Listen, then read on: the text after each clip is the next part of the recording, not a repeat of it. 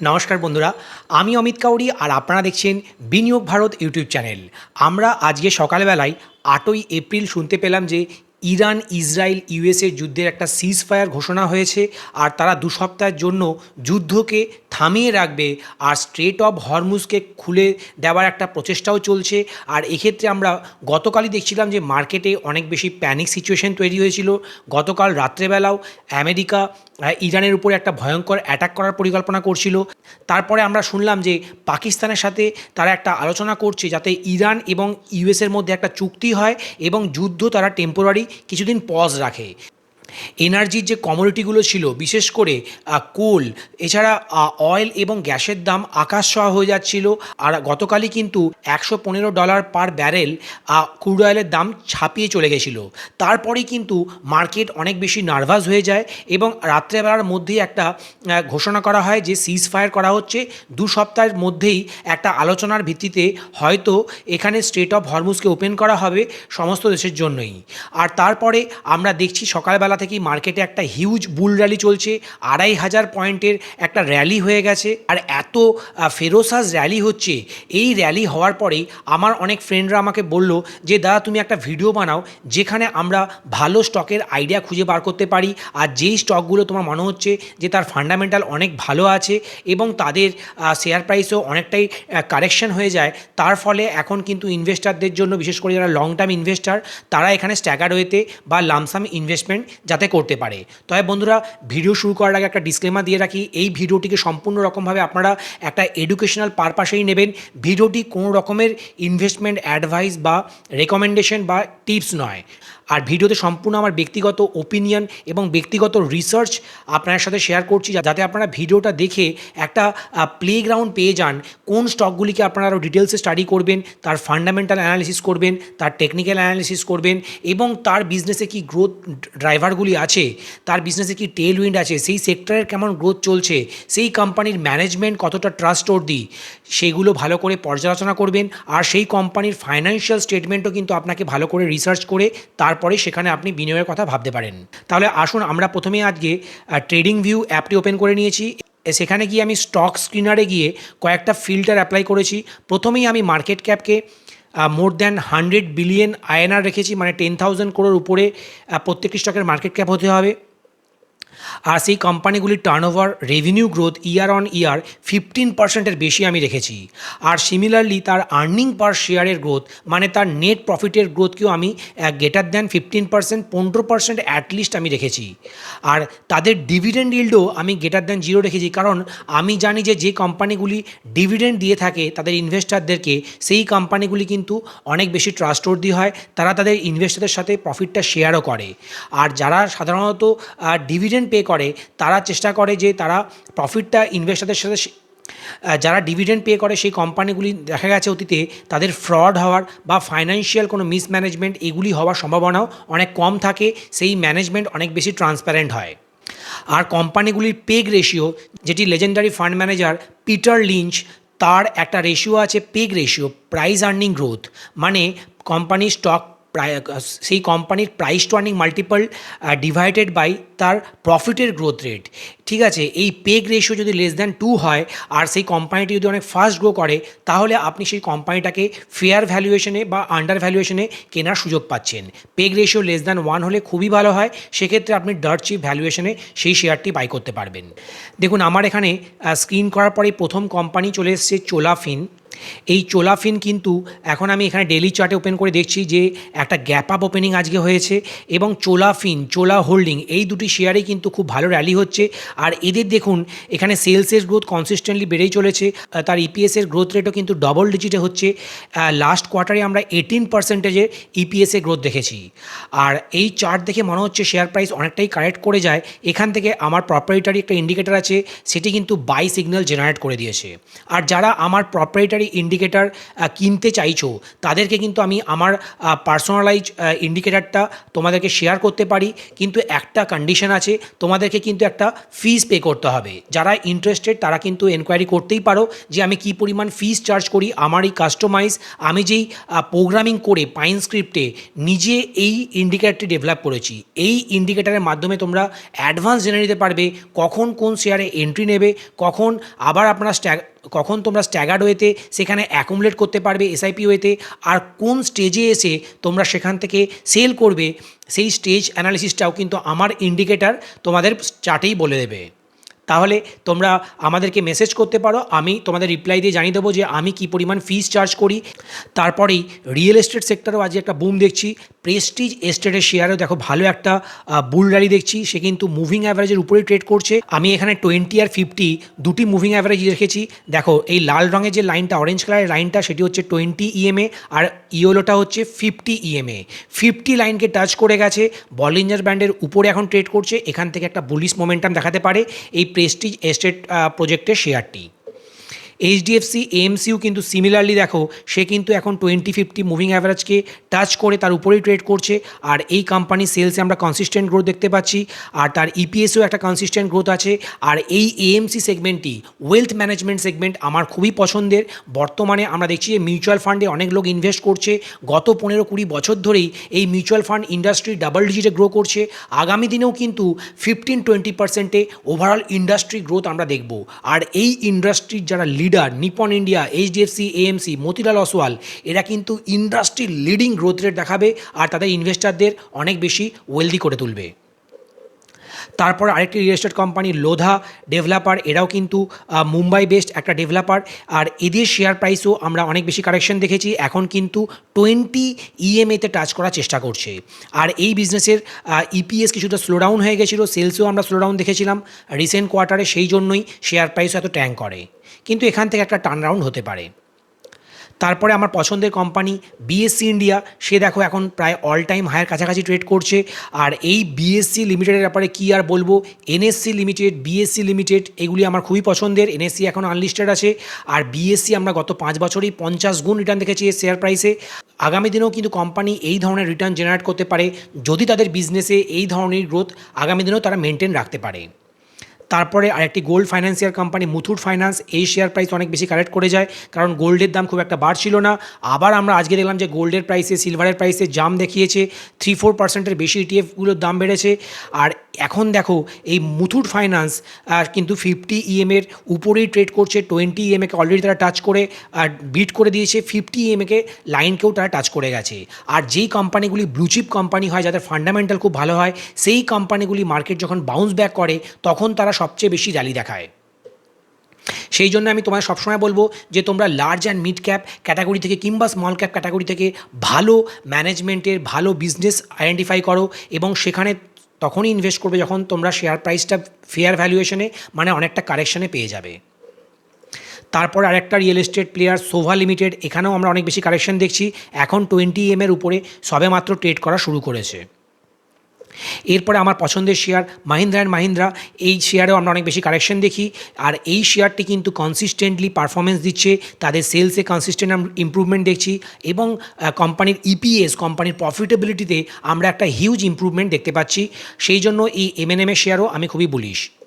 তারপরে cable industry থেকে KEI industries limited, এই শেয়ারটি একটি মাল্টিব্যাগার শেয়ার, আর ওয়্যারস অ্যান্ড কেবল সেগমেন্টে কিন্তু একটা হিউজ টেলউইন্ড আছে। রিনিউয়েবল এনার্জি সেগমেন্টে আমরা অনেক বেশি গ্রোথ দেখতে পাচ্ছি, এনার্জি ট্রানজিশনে বিভিন্ন দেশ কিন্তু পার্টিসিপেট করছে, সেই জন্যই কেআই ইন্ডাস্ট্রিজ কিন্তু আগামী দিনেও ইনভেস্টারদের অনেক বেশি ওয়েলথ গড়ে তুলবে। আর এই কেআই ইন্ডাস্ট্রি দেখো আজকে মার্কেটে বাউন্স ব্যাকের সাথে সাথেই তারা 20 আর 50 ইএমএকে টপকে এখন উপরেই ট্রেড করছে, এই শেয়ারটিতে আমি খুবই বুলিশ। তারপরে গার্ডেন রিচ শিপইয়ার্ড, এই শেয়ারটিও দেখো সঙ্গে সঙ্গে 20-50কে তারা বিট করে এখন ওপরেই ট্রেড করছে, আর এই শেয়ারটিতে আমরা কনসিস্টেন্টলি এদের বিজনেসের গ্রোথ দেখতে পাচ্ছি। কোম্পানির মার্কেট ক্যাপের থেকেও এদের কাছে বেশি পরিমাণ অর্ডার বুক আছে, কোম্পানির সেলসে একটা 50%-এর বেশিও আমরা গ্রোথ দেখতে পাচ্ছি, কোয়ার্টার অন কোয়ার্টার ইম্প্রুভমেন্ট দেখছি, আর কোম্পানির প্রফিটেবিলিটিতেও আমরা কিন্তু প্রতি কোয়ার্টারেই একটা গ্রোথ দেখতে পাচ্ছি, মানে 100%, 70%, 50%-এর ইপিএস গ্রোথ খুব কম কোম্পানিতে দেখা যায়। যায়। আর এই GRSE, Cochin shipyard, Mazagon dock এই কোম্পানিগুলিতে আমি পার্সোনালি ইনভেস্টেড, আর এই শেয়ারগুলি কিন্তু লং টার্মে হিউজ ওয়েলথ ক্রিয়েট করবে। তারপরে আইচার মোটরস, এই কোম্পানিটি হচ্ছে রয়্যাল এনফিল্ড বুলেট বানিয়ে থাকে। এরা বাস ম্যানুফ্যাকচারিং এবং হেভি ডিউটি ট্রাকও ম্যানুফ্যাকচারিং করে। ডিফেন্স সেক্টরের জন্য অনেক বেশি এরা heavy duty four wheeler manufacture করে থাকে। এই আইচার মোটরস কিন্তু অতীতে আমরা দেখেছি যে হিউজ ওয়েলথ ক্রিয়েট করেছে, একটা মাল্টি ব্যাগার স্টক। এই কোম্পানির ফান্ডামেন্টাল আমরা ইমপ্রুভ হতে দেখছি। কোম্পানির ডেট লেভেল কিন্তু খুবই কম, আর কোম্পানির সেলসে আমরা একটা ইমপ্রুভমেন্ট দেখতে পাচ্ছি। আর কোম্পানির যে ইপিএস গ্রোথ রেট সেটাও কিন্তু ডাবল ডিজিটে হচ্ছে। এই আইচার মোটরস একটা লার্জ ক্যাপ কোম্পানি, এখানেও আমরা একটা ভালো বাউন্স ব্যাক দেখতে পারি। তারপরে টিভিএস মোটর, এটাও কিন্তু অটো টু হুইলার সেগমেন্টের, বিশেষ করে এরা স্কুটি সেগমেন্টে আর ব্যাটারি চালিত যে টু হুইলারগুলি ম্যানুফ্যাকচারিং করছে তার মধ্যে ইন্ডিয়ার এরা লিডার। এদের আইকিউব মডেলটি খুবই পপুলার ইয়াং জেনারেশনের কাছে। আর টিভিএস মোটর, টিভিএস হোল্ডিং, এই দুটি শেয়ারও কিন্তু অতীতে আমরা দেখেছি হিউজ ওয়েলথ ক্রিয়েট করেছে। আগামী দিনেও কিন্তু এই সমপরিমাণ র্যালি তারা দেখাতে পারে যদি তাদের বিজনেসের ফান্ডামেন্টাল একই রকমভাবে তারা মেনটেন করতে পারে। কোম্পানির সেলসে আমরা একটা কনসিস্টেন্ট গ্রোথ দেখতে পাচ্ছি।